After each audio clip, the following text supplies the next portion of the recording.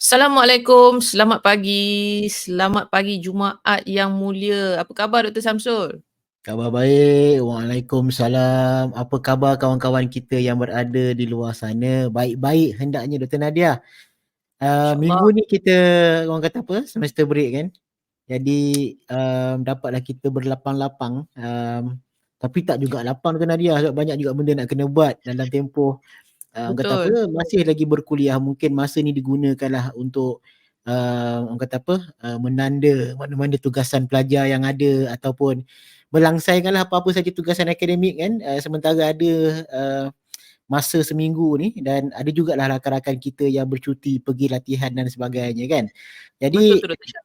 banyak sekali aktiviti ya, walaupun pensyarah ada waktu cutinya, ada juga masa-masanya jarang dapat cuti betul-betul kan. Sibuk sentiasa.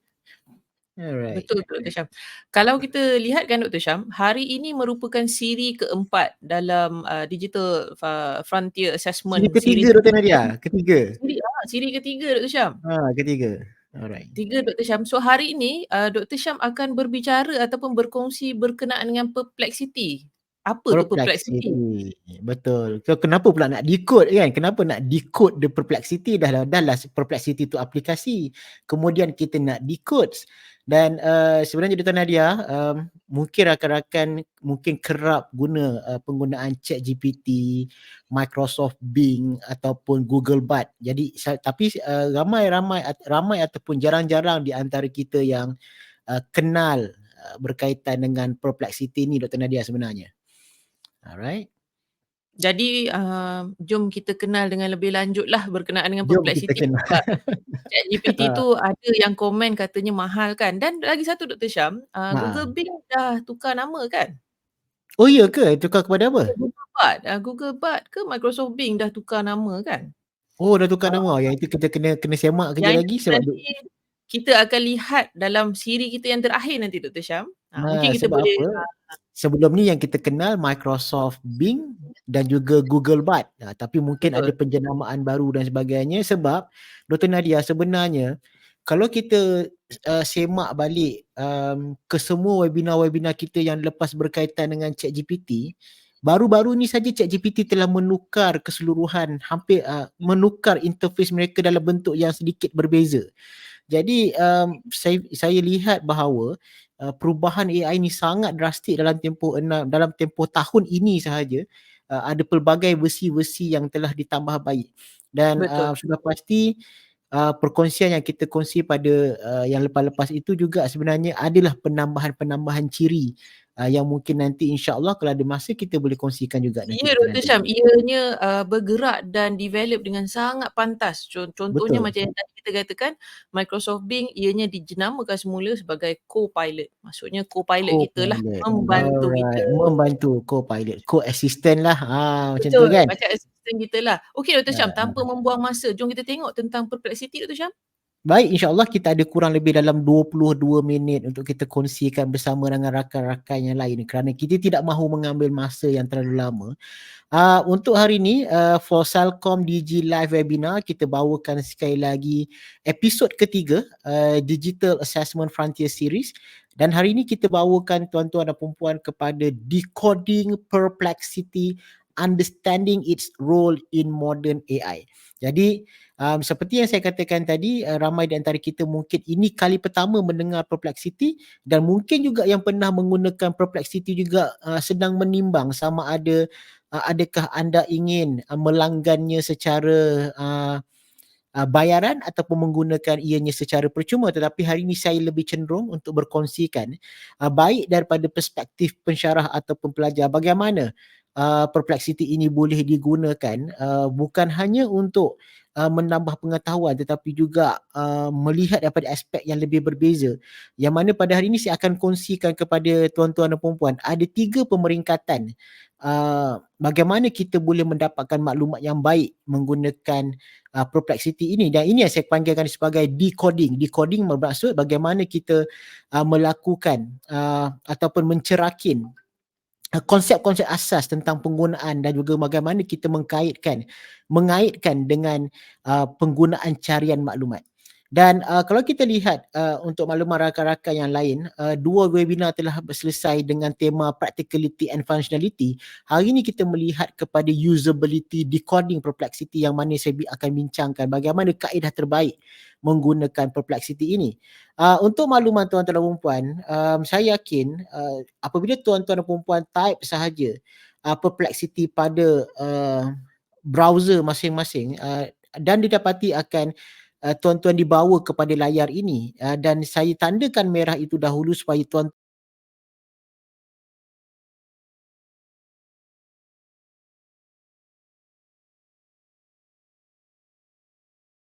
kan kalau boleh daftarkan Google Email menggunakan orang kata apa, gunakan akaun yang mungkin digunakan untuk ChatGPT ataupun perisian-perisian yang lain kerana ianya boleh diselaraskan. Dan yang keduanya pada bahagian bawah saya tutup ruangan wajah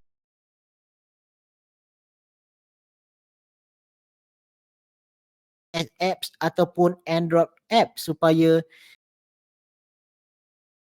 di dalam orang kata apa, di dalam penggunaan uh, telefon bimbit ataupun smartphone. Dan ada juga dua perkara lain yang tuan-tuan boleh dan puan-puan boleh lihat bahawa penggunaan Chrome as a default search ataupun Chrome AI companion yang boleh digunakan secara extension di dalam penggunaan browser. Jadi kalau tuan-tuan dan puan-puan lihat di sini, sebenarnya kalau dalam kebanyakan perkara saya lebih suka untuk tuan-tuan dan puan-puan menggunakan akaun Google kerana ianya lebih mudah untuk diakses. Kerana tuan-tuan dan puan-puan tidak perlu untuk mengingat kata laluan ataupun password dan ianya akan membawa tuan-tuan dan puan-puan terus ke paparan yang saya katakan tadi. Yang ini adalah Perplexity ataupun AI companion yang mana tuan-tuan dan puan-puan boleh add di dalam Google Chrome masing-masing dan ianya akan menjadi bahan bantuan. Ketika tuan-tuan dan puan-puan menggunakan Google Chrome, maka AI dalam bentuk Perplexity ini juga boleh digunakan secara bersama. Dan perkara yang paling penting sekali tuan-tuan dan puan-puan adalah betapa mudahnya kesemua maklumat ini boleh diakses menggunakan telefon bimbit tuan-tuan dan puan-puan.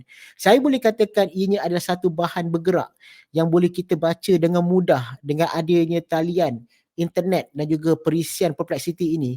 Pertambahan ataupun percambahan maklumat lebih mudah untuk diakses ataupun lebih mudah untuk dicapai.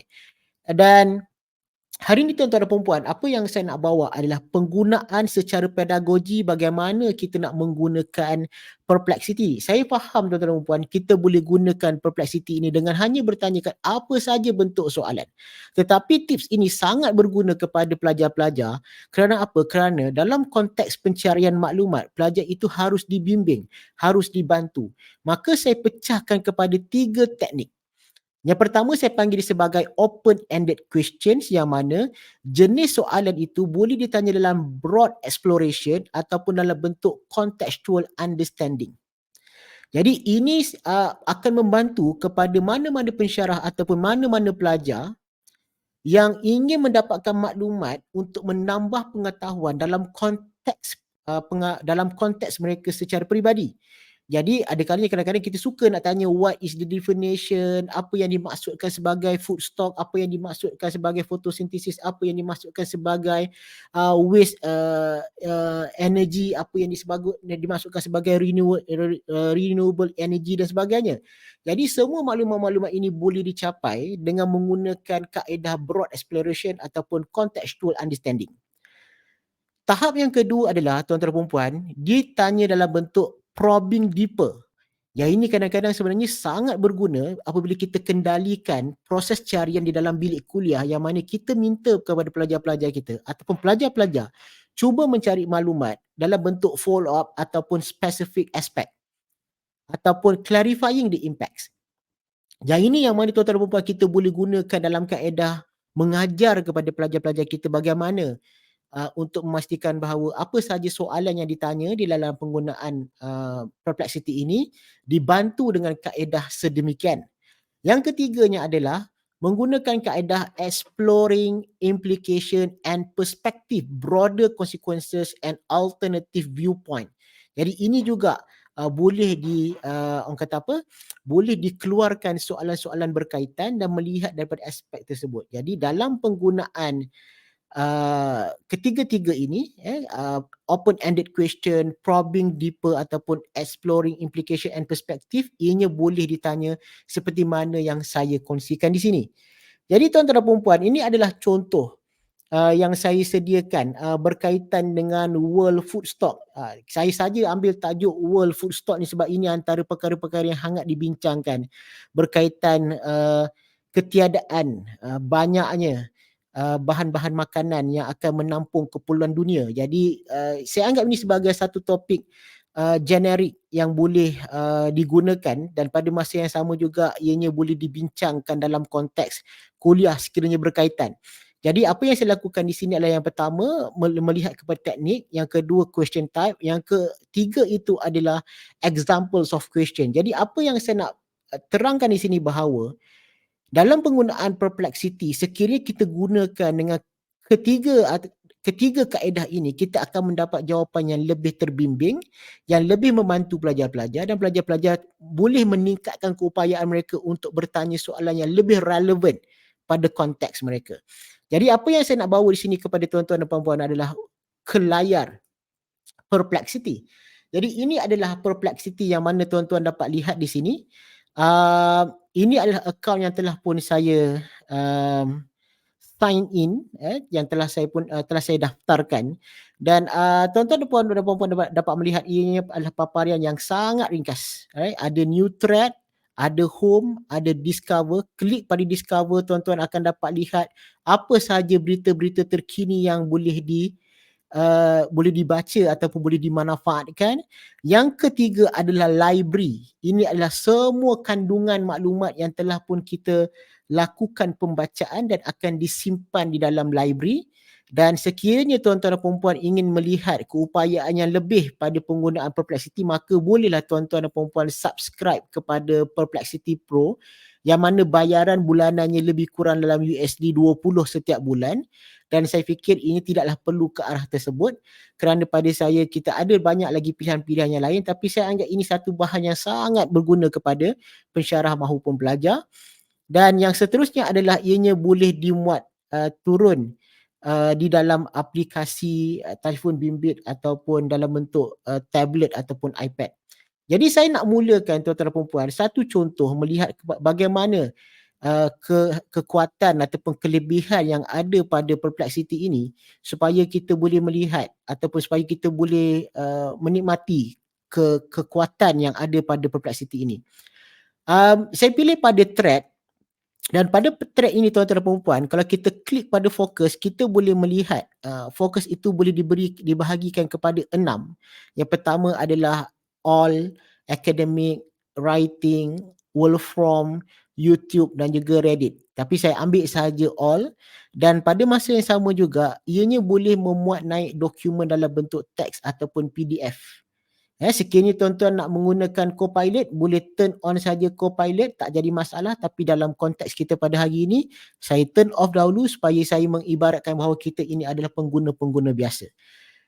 Saya gunakan soalan yang pertama tadi adalah open-ended question. Saya nak tanya berkaitan dengan World Food Stock. Saya berikan prompt yang telah pun saya sediakan ataupun soalan yang telah saya sediakan, dan saya hantarkan di sini. In what ways are global food stock level being impacted by the current agricultural practice and policy? Dan hantarkan saja mesej ini. Yang menariknya adalah setiap jawapan yang diberikan akan disertakan dengan source of information yang mungkin boleh memberikan evidence ataupun keterangan yang lebih lanjut bagaimana setiap bahan-bahan ini telah pun disunting dan boleh digunakan. Okey, dan di sinilah apabila kita mendapat bahan tersebut, tuan-tuan dan puan-puan boleh kongsikan bersama dengan rakan yang lain, ataupun sekiranya tidak berpuas hati dengan jawapan tersebut, tuan-tuan dan puan-puan boleh rewrite dengan menggunakan Copilot, ChatGPT-4 ataupun Cloud 2. Jadi ini bergantung kepada kehendak tuan-tuan dan puan-puan. Tetapi apa yang menarik sekali adalah kita juga boleh melihat video-video berkaitan bercerita tentang food stock yang telah disarankan oleh Perplexity. Begitu juga dengan imej-imej yang mungkin boleh diguna pakai untuk melihat ataupun memberi nilai tambah terhadap mungkin pembacaan yang telah pun kita lakukan. Sebab itu saya sangat gemar menggunakan Perplexity ini kerana ini sangat membantu saya dalam konteks ingin mendapatkan maklumat dengan kadar yang segera dan pada masa yang sama boleh menambah pengetahuan saya dengan begitu cepat sekali. Saya cuba masukkan prompt yang kedua, memasukkan prompt dalam bentuk contextual understanding seperti mana yang saya kongsikan di layar sebentar tadi. I ask the follow-up questions walaupun ada related trait tetapi disebabkan saya sudah mempunyai soalan yang saya ingin tanyakan, saya abaikan dahulu. Saya masukkan dahulu soalan yang seterusnya yang bersifat contextual understanding dan saya hantarkan soalan contextual understanding ini untuk memahami dengan lebih lanjut apakah perkara yang berlaku baik di antara konteks yang pertama soalan yang saya nyatakan tadi, begitu juga pada soalan yang kedua. Okay, dan sekiranya tuan-tuan dan puan merasakan bahawa nampak gayanya related artikel ini sesuatu yang berkaitan ataupun sesuatu yang menarik minat saya, tuan-tuan dan puan boleh klik sahaja dan ianya akan memberi nilai tambahan yang berbeza pula kepada kita. Jadi di sini adalah bahan-bahan kandungan yang boleh dirujuk dan kita boleh teruskan pembacaan dan ianya seakan-akan satu rantaian maklumat yang tidak akan putus kerana apa sahaja yang kita tanya dibantu dengan kemungkinan related trait yang mungkin sesuai untuk kita consume pada waktu tersebut. Dan sekiranya tuan-tuan dan puan ingin terus dengan soalan yang seperti mana telah direka bentuk, maka tuan-tuan dan puan boleh saja gunakan soalan seterusnya. Copy saja dan paste. Saya masukkan soalan yang ketiga, kali ini soalan bersifat what we call that apa yang saya sebutkan tadi sebagai probing deeper. Tuan-tuan dan puan mungkin boleh lihat selepas ini pada slide yang saya tunjukkan sebentar tadi. Hantarkan saja dan ini akan membantu pelajar-pelajar ataupun pensyarah-pensyarah untuk mendapatkan maklumat yang lengkap. Pada saya sebagai seorang pelajar, saya sarankan sekiranya anda ingin menggunakan Perplexity ini, gunakan kaedah ini, 3 kaedah ini. Yang pertamanya adalah bagaimana ke-6 soalan ini boleh membantu anda untuk mendapatkan jawapan yang lebih baik. Tapi sekiranya pensyarah-pensyarah telah mereka bentuk formative assessment mereka menggunakan kaedah ini dan menyediakan soalan-soalan ini kepada pelajar-pelajar dengan hasrat untuk memberikan pendedahan ataupun membimbing mereka. Ini juga antara perkara yang sangat baik boleh kita lakukan di dalam bilik kuliah. Kerana apa?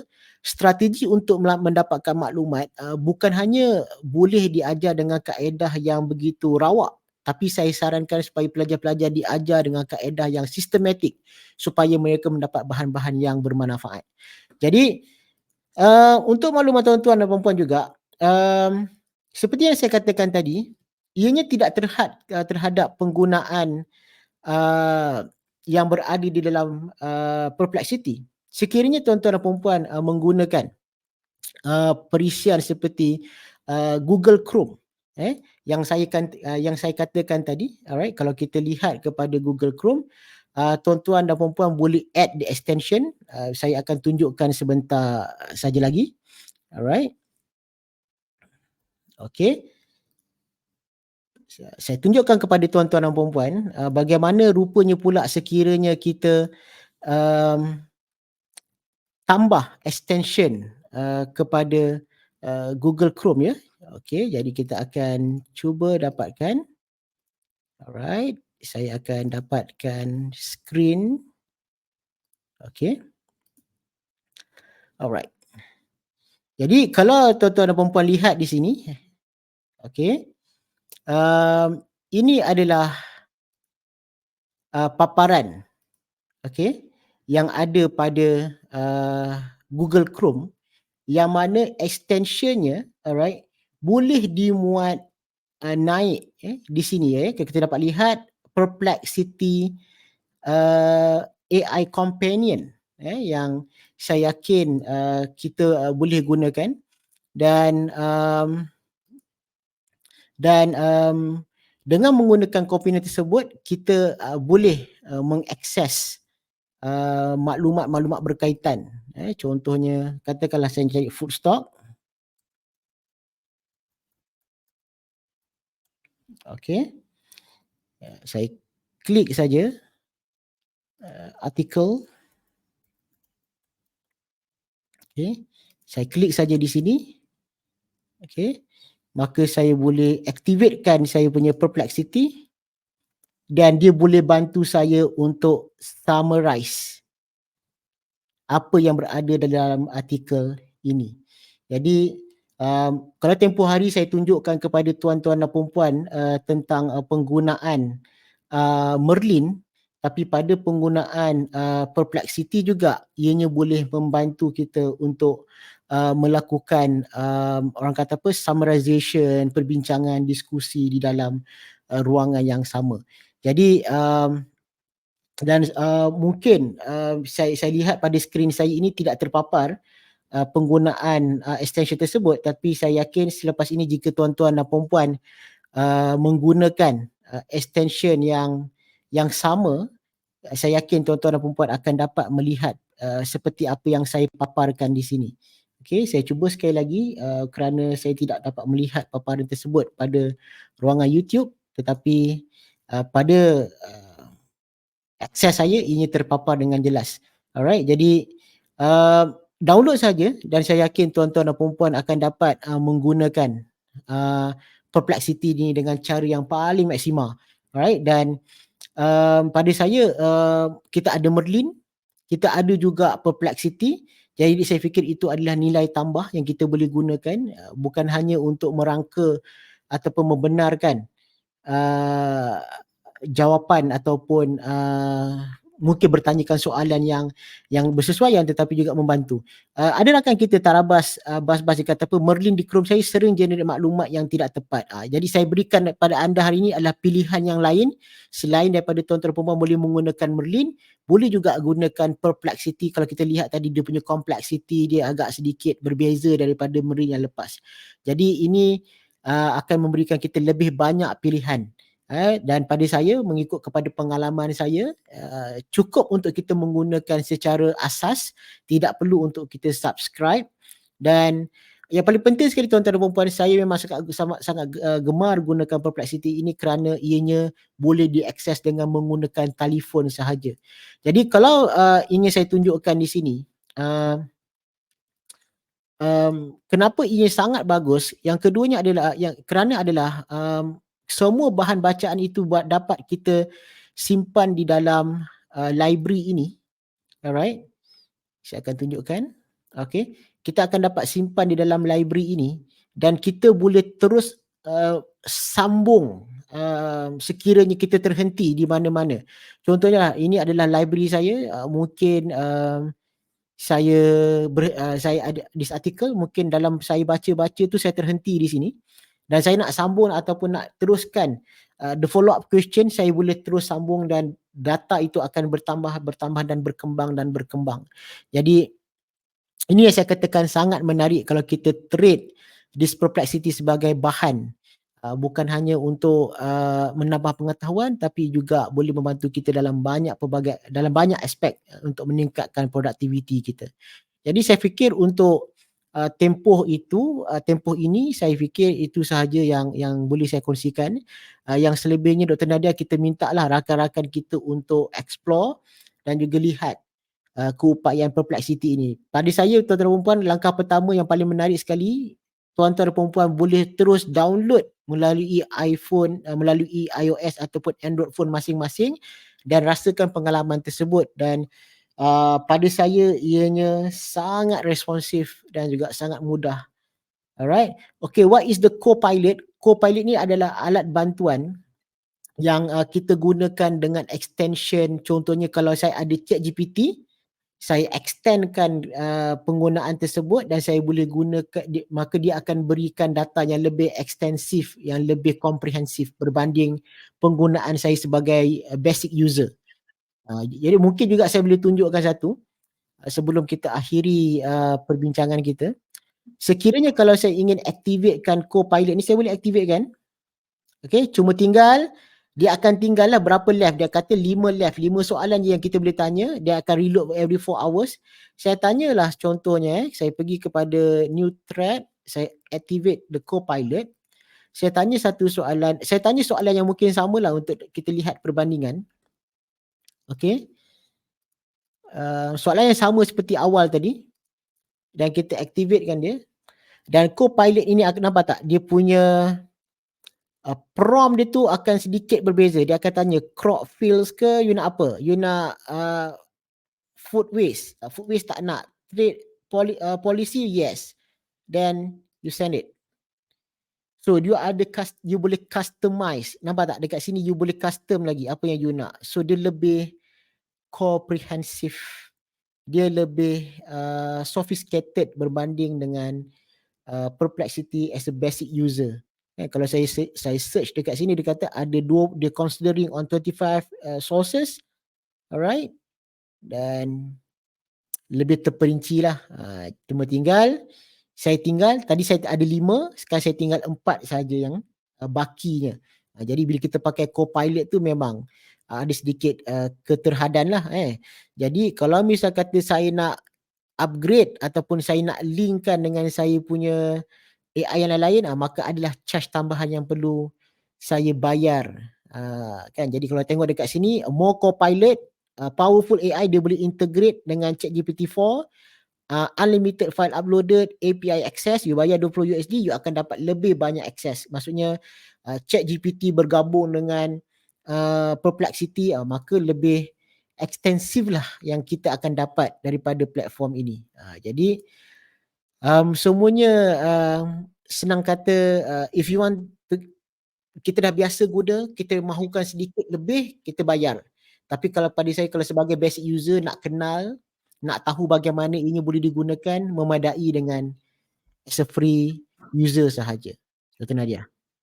Betul tu Dr. Syam. Jadi kalau kita lihat daripada siri pertama yang kita memperkenalkan ataupun kita berbicara tentang AI apps yang semakin tumbuh bercendawan selepas hujan ni Dr. Syam kan. Sekarang musim hujan.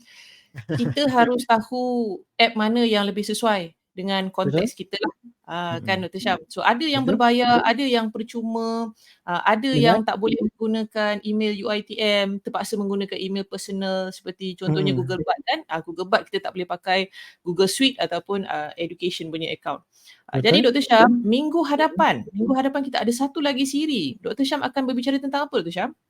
Okey, minggu depan kita akan berbicara tentang kombinasi di antara Merlin, Notion dan juga Perplexity. Saya tunjuk satu teaser je Dr. Nadia. Nak tunjuk satu platform yang saya sediakan, yang ini adalah platform self-instructional materials. Saya kongsikan di sini untuk mungkin pencerahan kepada rakan-rakan apa yang saya akan kongsikan pada minggu hadapan. Ini adalah Notion, ini adalah self-instructional materials yang saya sediakan bagi pelajar-pelajar saya. Cuma tinggal saya nak tunjuk dekat mana saya guna Notion tersebut.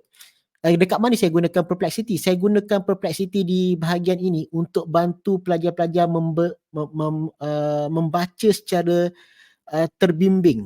Orang kata apa? Self-guided reading.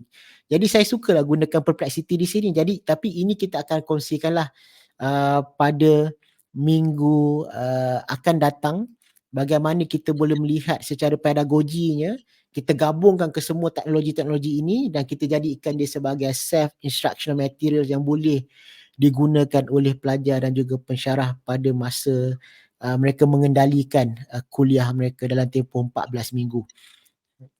Alright, jadi Dr. Syam, kita minta rakan-rakan yang hadir pada hari ini yang bersama dengan kita ketika sesi live ini, kita bersama kembali pada 24 hari bulan Jumaat juga untuk siri terakhir bersama Selcom DG. Terima kasih kami ucapkan dan Assalamualaikum warahmatullahi wabarakatuh. Sampai jumpa lagi.